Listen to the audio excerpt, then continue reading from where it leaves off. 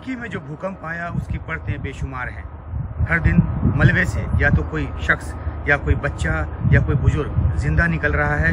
150 से 200 घंटे के बीच भी कुछ जिंदगियां वापस लौटी हैं उस मलबे से, लेकिन हर दिन सैकड़ों और हज़ारों की तादाद में शव भी निकाले जा रहे हैं। इस वक्त मैं इस्तांबुल में हूँ और मेरे साथ बात करने के लिए नवीद कमर हैं, जो कि यहाँ पत्रकार हैं और पिछले 7-8 दिनों से इस जलजले को कवर कर रहे हैं।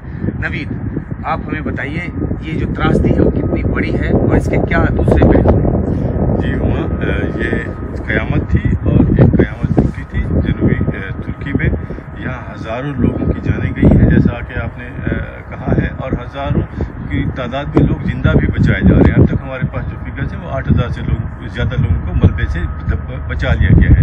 150 से 195 घंटे के भीतर बहुत सारे इंसान, बच्चे, 2 माह का बच्चा है, कहीं जो है ना वो 8 माह का बच्चा है, कहीं हमारे पास 7 साल के बच्चे हैं, जिंदा बचाए जा रहे हैं। और दूसरी तरफ अगर हम रेस्क्यू की बात करें, रिलीफ की बात करें, तो रेस्क्यू और रिस्पांस इमेंस रहा है। अभी तक जो जल्जले का जो मरकज़ था वो एशियन साइड पे था, वो साउथ ईस्ट तुर्की में था। यहाँ से इस्तांबुल से 1000 किलोमीटर के फासले पर था तकरीबन, और वो उसकी स्ट्रेच 500 किलोमीटर पे फैली हुई थी, जो तुर्की में शुरू हुआ और उसका इम्पैक्ट हमें सीरिया में भी मिलता है।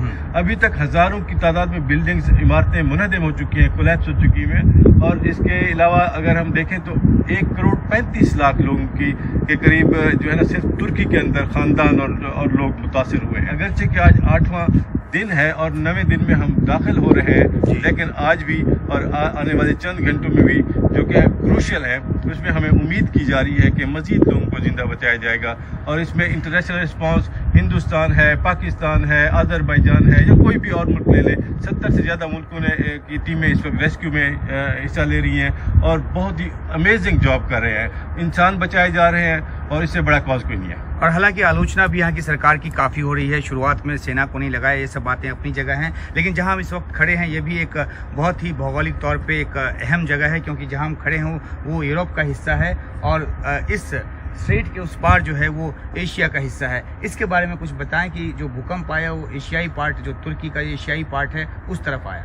जी बिल्कुल, साउथ ईस्ट तुर्की में आया है। एशियन साइड जो है वो इस्तांबुल का एनातोलिया कहलाता है, वो उस साइड पे है। और उसमें जो जनूबी एरिया है, जनूबी तुर्की है, जो कि सीरिया के बॉर्डर के साथ लगता है, वहाँ जल्जला आया। 7.7 और 7.6 मैग्नीट्यूड की शिद्दत के जल्जले थे, जिन्होंने वहाँ ज़्यादा तबाही मचाई है। आपने दुनिया से मदद की बात की, लेकिन दुनिया के कई देश जो हैं वो सुरक्षा के हालात के चलते, जैसे कि जर्मन की जो संस्थाएं थी उन्होंने काम रोक दिया, जो ऑस्ट्रियन आर्मी थी उन्होंने सुरक्षा के हवाले से काम रोक दिया, क्योंकि कई जगहों पे जो ग्रुप्स हैं उनमें झड़प होने लगी। तो इस तरह के क्या हालात हैं और क्या खबरें आ रही? कहीं दुकानें बंद हैं क्योंकि लूटपाट की जो वारदात है वो हो रही है। जी ऐसा जब भी कोई नेचुरल डिज़ास्टर होता है, उसमें कुछ ग्रीडी लोग, कुछ क्रिमिनल माइंड के लोग वो ऐसी कार्रवाइयाँ करते हैं। लेकिन क्योंकि यहाँ हुकूमत पूरी तरह अपना अलर्ट है, तो उनको पकड़ा जा रहा है। जो भी लोग इस तरह की कार्रवाई में मुलविस हैं उनको पकड़ा जा रहा है, अरेस्ट किया जा रहा है, उनके खिलाफ केसेस किए जा रहे हैं।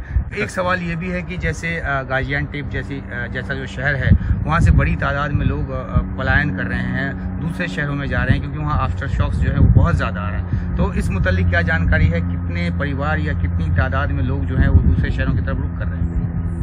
एग्जैक्ट डाटा हमारे पास नहीं है, लेकिन हमारे पास जो नूरगाह जो एक epicentre, one of the epicentre था, उसके जो मेयर का कहना है, गुज़िश्ता रोज़ उन्होंने कहा है कि जी पूरे के पूरे सिटी को डिमोलिश हो चुका है, उसको रीबिल्ड किया जाएगा।